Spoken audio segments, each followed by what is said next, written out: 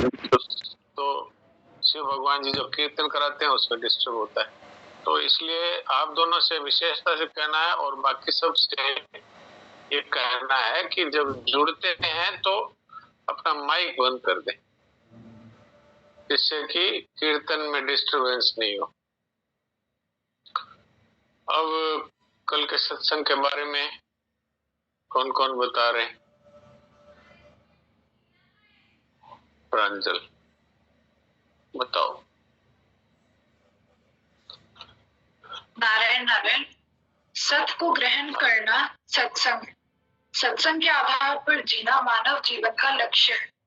मानव जीवन में ही जो सदा रहने वाला है उसे प्राप्त कर सकते हैं और दुख रहित जीवन प्राप्त कर सकते हैं। और किसी भी योनियों में ये विशेषता, योग्यता और विवेक नहीं है, क्योंकि दूसरी योनियां तो भोग योनियां हैं। केवल मनुष्य पर भगवान ने विशेष कृपा करके ये योग्यता दी है कि वो चाहे तो अपने जीवन को आनंद में बदल सकता है, और यह मूर्खता और बेईमानी को छोड़ने पर मिलता है।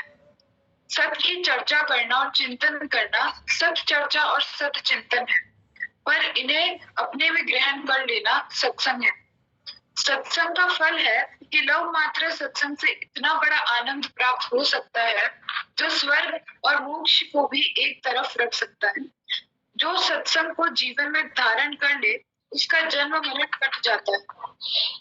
संभाव में रहने से जो परिस्थितियां आपको मिलती है उसका प्रभाव आप पर नहीं पड़ता। यदि आप जो मिला है वो प्रभु का है ये मान ले तो ना उसकी चिंता होगी और ना उसका आप पे कुछ प्रभाव पड़ेगा। मूर्खता और बेईमानी छोड़ते ही संभाव स्वतः आ जाता है। मेरा मानेंगे तो वियोग होगा, मेरा नहीं मानेंगे तो ऐसा स्वभाव बन जाएगा कि जिसकी ये वस्तु है वो जब चाहे तब दे, जब चाहे तब ले। क्षमता के आने से मनुष्य के जीवन में से दुख हट जाता है और संभव आ जाता है। क्षमता स्वतः मूर्खता बेईमानी को छोड़ने से हमारे जीवन में आ जाती है। क्षमता हमारे में पहले से ही है। हमारा वास्तविक जीवन ये शरीर संसार नहीं है। हमारा वास्तविक जीवन तो हमारा स्वरूप है, और हमारा स्वरूप है स्व और स्वयं। स्वयं कौन है? जो इस शरीर को भी जानता है और संसार को भी। जो नहीं बदलने वाला है वो है हमारा स्वरूप, आत्मा, अस्तित्व, होनापन, एग्जिस्टेंस। वो एग्जिस्टेंस सम है, उसमें किसी तरह का बदलाव नहीं होता। नारायण नारायण नारायण नारायण। वाह, बहुत अच्छी बात बताई, समता की व्याख्या कर दी। तो अपने 2-3 दिन से ये एक प्रसंग चल रहा है कि सत्संग है वो अगर होता है तो एक क्षण में ही हमारा मनुष्य जीवन सफल हो जाता है। और वो सत्संग जीवन में एक ही बार होता है और सदा के लिए हो जाता है।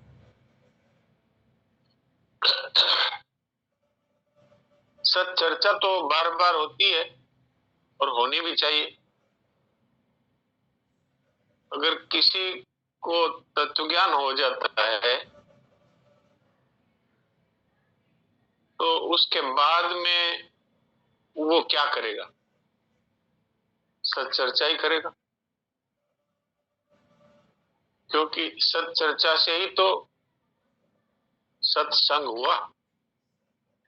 इसलिए सत चर्चा तो चलती ही रहेगी, पर उस सत चर्चा का हमारे जीवन पर प्रभाव अगर हो जाए तो तत्काल ही सत्संग हो जाता है।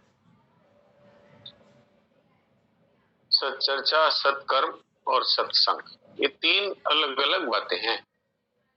सत्चर्चा है ये सत्य की चर्चा है, सत्य चिंतन है ये उस चर्चा के बाद में उसका मनन करने की प्रक्रिया है, और सत्य कार्य है ये है दूसरों की सेवा में अपने जीवन को लगाना।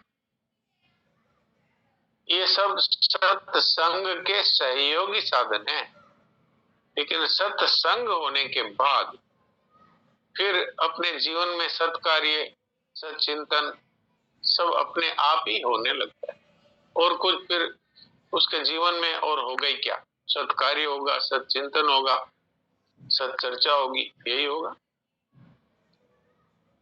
क्योंकि इससे अच्छा तो और कुछ है नहीं।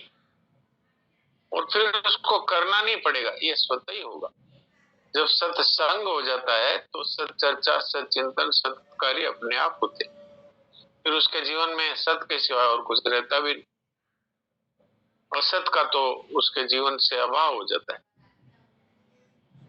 तो वो सत्संग है, वो कहीं बाहर से हमको लाना नहीं है, वो सत्य हमारे भीतर ही विराजमान। कई बार मैंने इस बात को आपकी सेवा में रखा है कि जो ये शरीर है ये मैं नहीं हूं,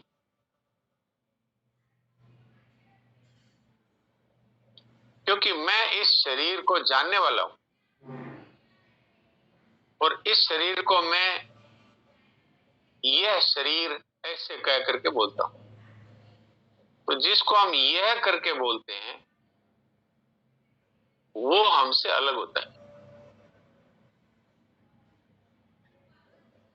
तो अगर ये शरीर मैं ये कहता हूं, ये हाथ, ये पांव, ये आंख, ये कान, ये नाक, तो ये कहता हूं, तो ये कहने का अर्थ है कि वो मुझसे अलग है।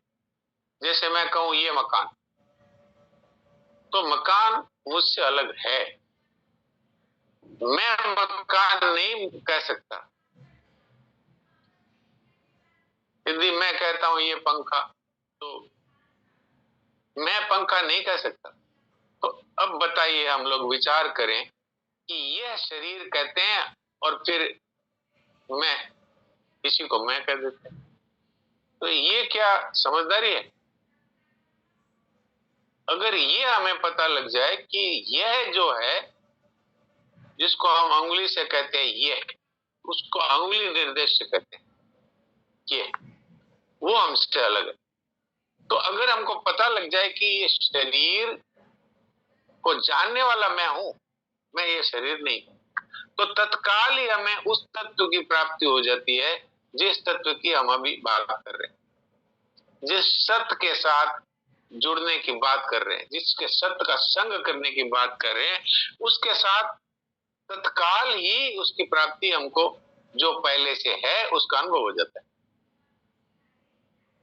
ये बात समझ में आई कि नहीं? अगर नहीं आई है तो इस विषय में कोई हाथ खड़ा कर सकते हैं। जिस तत्व ज्ञान को बहुत ही कठिन मानते हैं वो तत्व ज्ञान, और जिस सत्संग को आज तक हमने खाली सत चर्चा के रूप में सुना है लेकिन सत्य का संग नहीं कर पाए, उसको बहुत सरलता से जानने का ये एक और उपाय मैं बता रहा हूं। दो उपाय तो मैंने बताए थे कि भाई मूर्खता और बेईमानी छोड़ दो तो सत्संग हो जाता है। आपको याद होगा मूर्खता क्या है? कि जो हमारे वश में नहीं है उसको चाहना, इसको मूर्खता कहते हैं। ऐसा होना चाहिए, ऐसा नहीं होना चाहिए। जब जानते हैं कि मेरा ऐसे चाहने से ऐसा होना चाहिए, ये भी नहीं होगा, होना होगा तो होगा, और ऐसा नहीं होना चाहिए तो वो भी हो जाएगा। जैसे कोई नहीं चाहता मैं बीमार हो जाऊं, लेकिन हो जाते हैं कि नहीं? तो अर्थ क्या हुआ इसका कि ऐसा होना चाहिए, ऐसा नहीं होना चाहिए? इसका क्या अर्थ हुआ? क्योंकि होना तो हमारे हाथ में है नहीं, करना तो हमारे हाथ में है, होना हमारे हाथ में नहीं।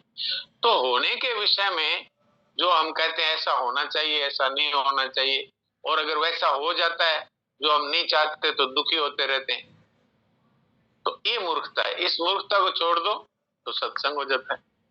और बेईमानी क्या है कि किसी ने हमको काम में लेने के लिए चीज दी है, शरीर दिया है, मकान दिया है, संपत्ति दी है, परिवार दिया है कि भाई तुम वस्तुओं का सदुपयोग करो और व्यक्तियों की सेवा करो, इसके लिए दिया। और जब चाहे जब वापस ले लेते हैं, देने वाले वापस ले लेते हैं। तो फिर भी हम उसको कहते हैं मेरा, तो ये बेईमानी हुई ना। भाई आपको दिया गया था उपयोग के लिए, जैसे मैंने उदाहरण भी दिया था कि नौकरी में कोई जाता है तो कंपनी उसको कार देती है, मकान देती है, और फिर वो अगर उसको मेरा कहने लगता है तो उसको बेईमान माना जाता है। तो अगर पता लग जाए कंपनी को कि ये इस पे अपना कब्जा कर रहा है तो उसको हटा देते हैं, निकाल देते हैं। बेईमानी का फल है दंड। तो ऐसे ही यहाँ पर हम भगवान की दी वस्तु को अपना मानते हैं, तो भगवान कहते हैं ये बेईमान है, तो उसको वो चीज भी छीन लेते हैं और उसको जन्म मरण में भेज देते हैं। तो सत्संग का अर्थ क्या है? बेईमानी छोड़ दो, मूर्खता छोड़ दो। ये दो बातें तो आपको अब समझ में आ गई होगी। अब तीसरी बात जो है, जिसको हम तत्व ज्ञान कहते हैं, वो अभी हो सकता है। वो है अपने आप को पहचानना, उसी को तत्व ज्ञान कहते हैं। अपने आप को पहचान लेना कितना सरल है, अभी देखो आपके सामने वो बात रखी जाती है। यह जिसको कहते हैं वो मैं नहीं होता। ये मकान तो मैं मकान नहीं है। तो ये शरीर क्या है? ये एक मकान है। क्या है? एक मकान है। तो इसको मैं कहते हैं। अरे मकान को मैं कहते हैं, जिसमें आप रहते हैं उसको मैं थोड़ी कहते हैं, उसको मकान कह सकते हैं। ये मकान है। तो ये शरीर कहते ही हम शरीर को जानने वाले हैं, शरीर से अलग। तो शरीर से अलग अपना अनुभव कर लेना, यही तो तत्व ज्ञान है। और तत्व ज्ञान क्या है? उसको आत्मा कह दो। हम सब लोग कहने में तो कहते ही हैं कि आत्मा है मूल वस्तु, और हर एक में आत्मा विद्यमान है, ये बात कहते ही। भगवान कहते हैं कि आत्मा रूप से मैं ही हूं। ईश्वर है सर्वभूतानां हृदयेषु तिष्ठति, अहम आत्मा गुडाकेश सर्वभूतस्य स्थितः। हे अर्जुन, मैं आत्मा के रूप में सब में विराजमान। तो आप कहते हैं कि मैं शरीर हूं, तभी तो कहते हैं ये मैं हूं। और नाम को पकड़ के भी कहते हैं ये मैं हूं, जाति को पकड़ के भी कहते हैं ये मैं हूं। तो ये जिसको यह कहते हैं उसको मैं कैसे कह सकते हैं? इस पर क्या हमने कभी विचार किया? यह मेरा नाम है, तो यह को जानने वाले तो आप है ना। तो क्या आप नाम है? आप कहते हैं ये मेरा शरीर है, ये नाक है, ये कान है, ये कहते का मतलब है कि हम उसको जानने वाले, और ये जो है वो हमसे अलग है। तो यदि हमें ये बात ठीक, हमने इस बात को समझ लिया कि यह जिसको कहते हैं वो हमसे अलग होता है। भगवान ने गीता में जहां आत्मज्ञान का प्रकरण शुरू किया है, 13वें अध्याय से 18वें अध्याय तक ज्ञान योग का प्रकरण किया है। उसमें 13वें अध्याय के शुरुआत में पहले ही श्लोक में भगवान ने क्या कहा है? अगर किसी को गीता याद है तो 13वें अध्याय का पहला श्लोक, इदम शरीरम कौन्तेय। इदम, ये इदम का अर्थ संस्कृत होता है ये शरीर, बस। तो ये शरीर है, ये भगवान ने कहा, ये कह करके बताया कि तुम शरीर नहीं, ये शरीर। इदम शरीरम कौन्तेय क्षेत्रम इति अभिधीयते। ये एक क्षेत्र अर्थात खेत है, खेत, ये शरीर।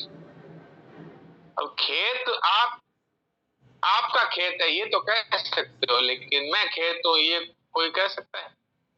वह तो उसको पागल ही कह देते हैं, ये तो पागल है जो कहता है मैं खेत। लेकिन भगवान कहते हैं ये शरीर रूपी एक खेत है, इसमें कर्म रूपी बीज डालते हैं तो उसके फल होते हैं। तो शरीर हमसे अलग हुआ, ये बात सिद्ध हो गई कि नहीं? अच्छा, शरीर हमसे अलग है तो हम क्या है? ये प्रश्न आता है। भाई मैं शरीर नहीं हूं, मैं जाति नहीं हूं, मैं नाम नहीं हूं। तो ये प्रश्न आता है फिर मैं क्या हूं? तो मैं इसको जानने वाला हूं, और जानने वाला है वो चेतन होता है। चेतन पत्थर है, वो नहीं जान सकता दूसरे पत्थर को। ये शरीर है, ये नहीं जान सकता दूसरे शरीर को। इस शरीर को जो जानने वाला है वो चेतन। चेतन का अर्थ होता है जो खुद को भी जानता है, दूसरे को भी जानता है। तो इस शरीर को जानने वाले हम हैं। उसका नाम चाहे आत्मा कह दो, चाहे उसका नाम स्वरूप कह दो, चाहे उसका नाम अस्तित्व कह दो, चाहे एग्जिस्टेंस कह दो, चाहे सत्य तत्व कह दो। तो आप बताइए कि उसको कहीं से लाना है? इस शरीर को जानने वाले को कहीं से लाना है? अच्छा, कहीं कुछ बनाना है? वो हमें प्राप्त है कि नहीं? प्राप्त है। तो अब प्राप्त होते हुए भी वो हमें अप्राप्त की तरह क्यों लगता है? क्योंकि हमने अप्राप्त शरीर और संसार को मान लिया ये मैं हूं। तो जो प्राप्त था वो ढक गया, और जो अप्राप्त है उसी को मान लिया ये मैं हूं। तो यदि हम सही बात को अभी स्वीकार कर लें इसी समय, तो हमें वो तत्व तो प्राप्त ही है जिसको हम होनापन कहते हैं, एग्जिस्टेंस कहते हैं, आत्मा कहते हैं। वो कहीं से लाएंगे, बनाएंगे? तो कबीर साहब ने इस बात को जान लिया। अब हम भी जान सकते हैं। कबीर साहब क्या कहते हैं पता है? परम प्रभु अपने ही में पायो।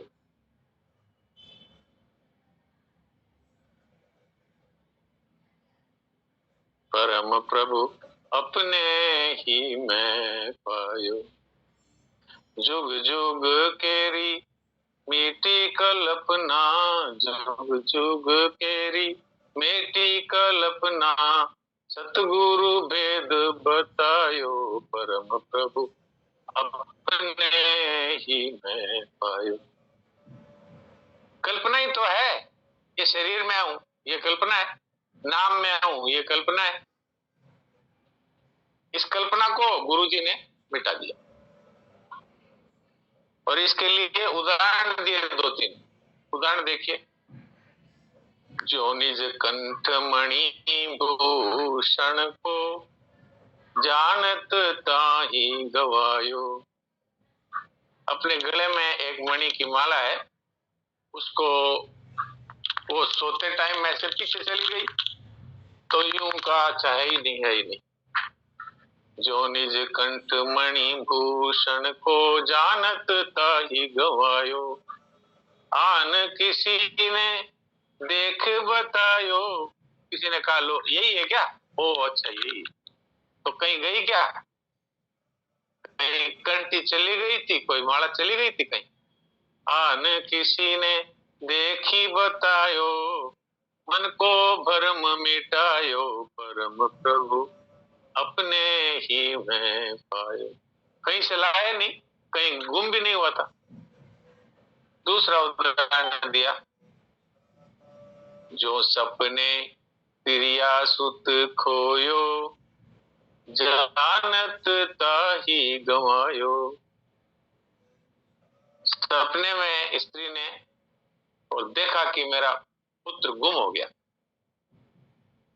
आंख खोली पलंग पर पायो, जागी ताहि पलंग पर पायो, कतहु गयो नहीं आयो, परम प्रभु अपने ही में पायो।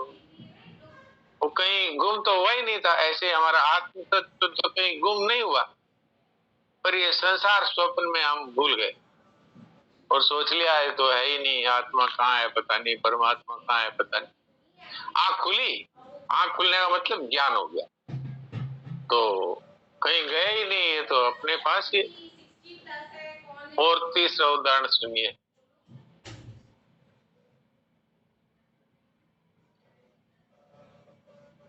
कस्तूरी मृग नाभ बसत है, फिर सूंघत धायो, कस्तूरी मृग नाभ बसत है, फिर सूंघत धायो। हिरण है, कस्तूरी मृग है, उसकी नाभि में कस्तूरी है, उसकी सुगंध आती है, तो वो घास में ढूंढता है, यहाँ है, वहां है, वहां है, वहां है। ढूंढत बन बन धायो, निज नाभि की गंध न जाने, निज नाभि की गंध न जाने, हारिथ क्यों सकुचायो, परम प्रभु अपने ही में पायो। अब मृग को तो पता नहीं है, लेकिन हम लोग तो भगवान ने विवेक दिया है, हम इस बात को समझ सकते हैं। अभी अभी अपने आप को पहचान लो, बस हो गया सदा के लिए, फिर उस मृत्यु का भय नहीं रहेगा। क्यों? मृत्यु तो शरीर की होती है, मैं शरीर हूं नहीं, अब मृत्यु का भय कहां रहेगा, अमर हो गए बस। और अंत में कबीरदास जी कहते हैं, कहत कबीर भई गति ऐसी, जो गूंगे गुड़ खायो। कहत कबीर भई गति ऐसी, जो गूंगे गुड़ खायो। ताको स्वाद कहो कहे कैसे, ताको स्वाद कहो कहे कैसे, मन ही मन मुस्कायो, परम प्रभु अपने ही में पायो। जिसको पता लग गया वो बता नहीं सकता। फिर भी हमको तो संतों ने बताने की कोशिश की, और वो चीज हम सबको अभी अभी प्राप्त है, उधर हमारा ध्यान नहीं है। अब ध्यान हो गया भाई, ये को मैं नहीं कह सकते, बस बात खत्म। जहां शरीर से अपने अलग होने का अनुभव हुआ, इसी को तत्व ज्ञान कहते हैं, इसी को जीते जी मोक्ष कहते हैं। अब बताइए, जिसको मृत्यु का भी भय नहीं रहेगा, उसको क्या कोई दुख छू सकता है? तो वो आज हमें मिल गया, वो बात मिल गई। अभी भगवान की कोई विशेष कृपा हो रही है, जिससे अपने को ये बातें मिल रही। भगवान के कोई मन में आई हुई है कि भाई ये बातें दो, तो अपने को मिल रही है। मेरे कई बार ये मन में ही आ जाती है कि जो जो नहीं आते हैं वो कितने घाटे में। तो धीरे धीरे संख्या तो बढ़ रही है, आज 64 हो गए, पर ये खजाना लूट रहा है। अब इसमें कोई जो भाग्यशाली हैं वो इस खजाने को पाएंगे, और भाई नहीं तो ये मनुष्य शरीर है, इसमें वर्षों वर्षों तपस्या करने पर भी ये बातें नहीं मिलती। वर्षों साधन भजन में लगे हुए हैं वर्षों, और फिर भी प्रश्न उनका वही रहता है, ममता नहीं छूटती, कामना नहीं छूटती। और अपने आप को जानना तो बहुत दूर की बात, तत्व ज्ञान तो बस वो किसी बिरले बिरले को ही होता है। और वो उसका उदाहरण भी देते हैं, ज्ञान के पंथ कृपाण के द्वारा, जन्म जन्म मुनि जतन कराई, अंत काल कही आवत नाही। ये ऐसे जन्म जन्म में वो करने से मिलता है, ऐसे कोई बातों से तत्व थोड़ी मिलता है। बात से ही तत्व मिलता है, बात ही करामात है, पर वो सच्ची बात है, वो मिलना बहुत कठिन। तो मेरे को कुछ बातें मिल जाती है तो मैं उनको आपकी सेवा में रख देता हूँ। तो अभी 2-3 दिन से हमारे न तो राम नारायण जी से बात होती है, न हमारे देवकी जी से बात होती है। तो बच्चे लोग सोचते होंगे हमारी कहानी तो होती नहीं है, लेकिन मेरे दूसरी कहानी दिमाग में आ जाती है तो फिर वो पहले वो आ जाती है। तो समय तो दौड़ता है। अभी देखो लगभग 34.5 मिनट हो गए, 4-5 मिनट बाकी है, सीता देवी क्या बोलती है पूछते हैं। हाँ सीता देवी बोलिए। राम राम, प्रणाम। राम राम बोलिए।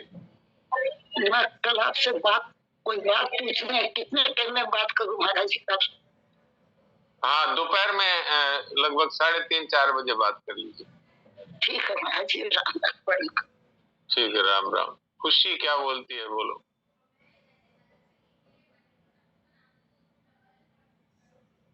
खुशी बोलना चाहे तो बोलिए।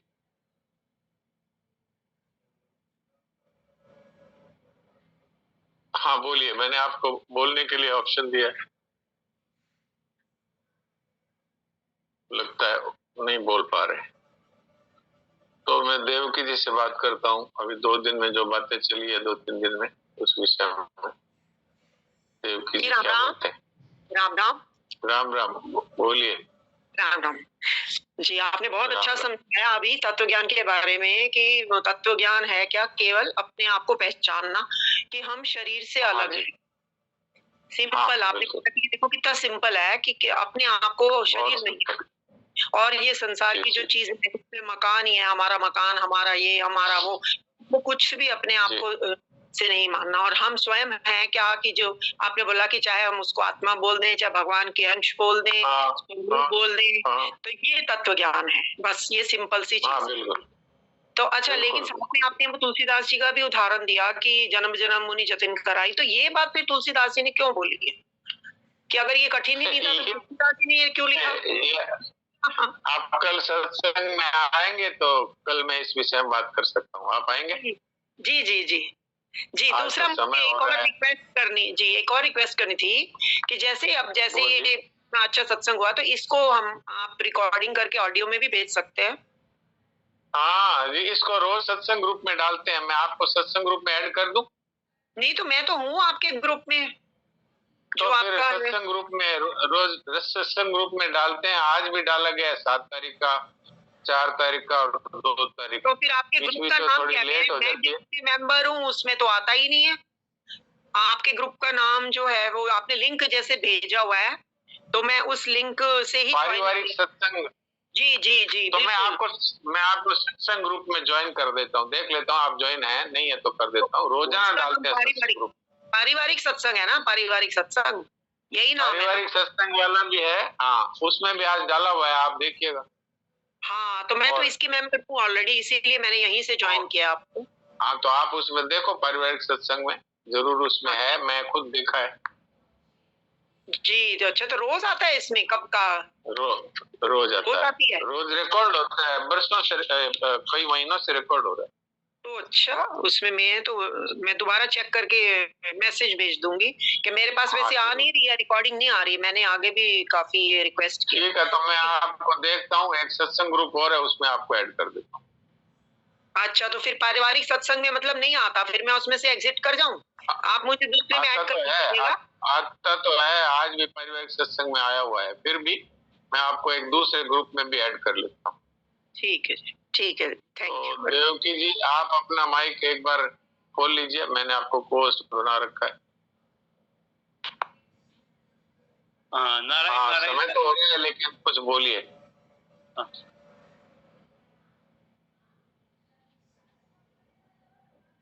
दो तीन दिन से जो चल रहा है उस पे आप कुछ बोलना चाहें तो 1 मिनट है, बोलिए। हाँ तो एक्चुअल में बात तो यही है कि जो मांग वाली बात है ना जी है? जी। सब प्रसन्न रहना चाहते हैं, मृत्यु का भय छुट जाए, आनंद है, ये मांग है। मांग है, अपनी मांग है, यही तो असली बात है जी। और इस मानव जीवन में ये पूर्ण हो सकती है और कहीं हो नहीं सकती। जी जी जी। ये सत्सरता है, चिंतन है, सत्कार्य है, ये तो इसमें सत्संग में सहायक हो जाएंगे। कमलता प्रिया जी, आप मेरे व्हाट्सएप पे आप मैसेज भेज देंगे तो बहुत अच्छा होगा। अपने नंबर मेरे व्हाट्सएप पे तो मैं ऐड कर लूंगा।